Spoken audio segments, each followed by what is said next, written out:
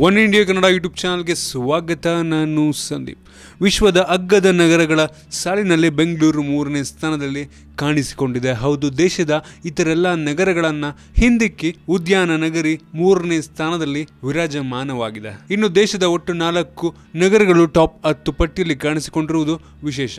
ಬೆಂಗಳೂರನ್ನ ಬಿಟ್ಟರೆ ದೆಹಲಿ, ಮುಂಬೈ ಮತ್ತು ಚೆನ್ನೈ ಟಾಪ್ 10 ಪಟ್ಟಿಯಲ್ಲಿರುವಂತಹ ಇತರ ನಗರಗಳು. ಹಲವು ಮಾನದಂಡಗಳನ್ನು ಆಧರಿಸಿ ಒಂದು ವಿಶ್ವದ ಅಗ್ಗದ ನಗರಗಳು ಮತ್ತು ದುಬಾರಿ ನಗರಗಳ ಪಟ್ಟಿಯನ್ನು ಬಿಡುಗಡೆ ಮಾಡಲಾಗಿದೆ. ವಿಶ್ವದ ಒಟ್ಟು 133 ನಗರಗಳನ್ನು ಈ ಸಮೀಕ್ಷೆಗೆ ಆಯ್ದುಕೊಳ್ಳಲಾಗಿತ್ತು. ಈ ಒಂದು ಅಗ್ಗದ ನಗರಗಳು ಮತ್ತು ದುಬಾರಿ ನಗರಗಳು ಕೂಡ ಏಷ್ಯಾದಲ್ಲಿ ಕಂಡುಬರುವಂಥದ್ದು ವಿಶೇಷ.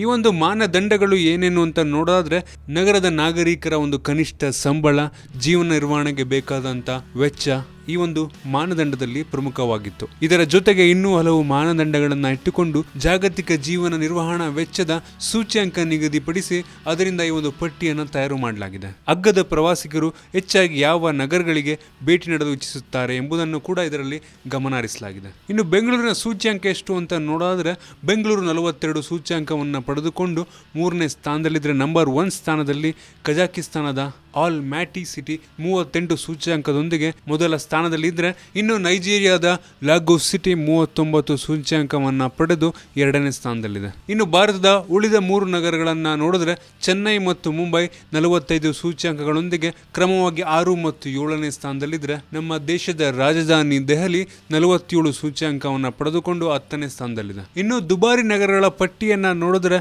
ಸಿಂಗಾಪುರ ಸತತ 4 ವರ್ಷಗಳಿಂದ ಮೊದಲ ಸ್ಥಾನದಲ್ಲೇ ಇದೆ ಮತ್ತು 2ನೇ ಸ್ಥಾನದಲ್ಲಿ ಹಾಂಗ್ಕಾಂಗ್ ಮತ್ತು 3ನೇ ಸ್ಥಾನದಲ್ಲಿ ಜ್ಯೂರಿಚ್ ಮತ್ತು 4ನೇ ಸ್ಥಾನದಲ್ಲಿ ಟೋಕಿಯೋ ಮತ್ತು 5ನೇ ಸ್ಥಾನದಲ್ಲಿ ಒಸಾಕಾ ಸಿಟಿ ಇರುವಂಥದ್ದು. ನಿಮ್ಗೆ ಅನಿಸುತ್ತೆ ಒಂದು ಅಗ್ಗದ ಸಿಟಿಯಲ್ಲಿ ಬೆಂಗಳೂರು 3ನೇ ಸ್ಥಾನದಲ್ಲಿ ಇರುವಂಥದ್ದು? ಕೆಳಗಡೆ ಕಾಮೆಂಟ್ ತಿಳಿಸಿ. ನಿಮಗೆ ಅಂದರೆ ವಿಡಿಯೋ ಇಷ್ಟ ಆಗಿದ್ರೆ ಲೈಕ್ ಮಾಡಿ, ಶೇರ್ ಮಾಡಿ. ಇದೇ ರೀತಿ ನಮ್ಮ ಬೇರೆ ಬೇರೆ ವಿಡಿಯೋಗಳಿಗೆ ಒನ್ ಇಂಡಿಯಾ ಕನ್ನಡ ಯೂಟ್ಯೂಬ್ ಚಾನಲ್ಗೆ ಸಬ್ಸ್ಕ್ರೈಬ್ ಮಾಡಿ.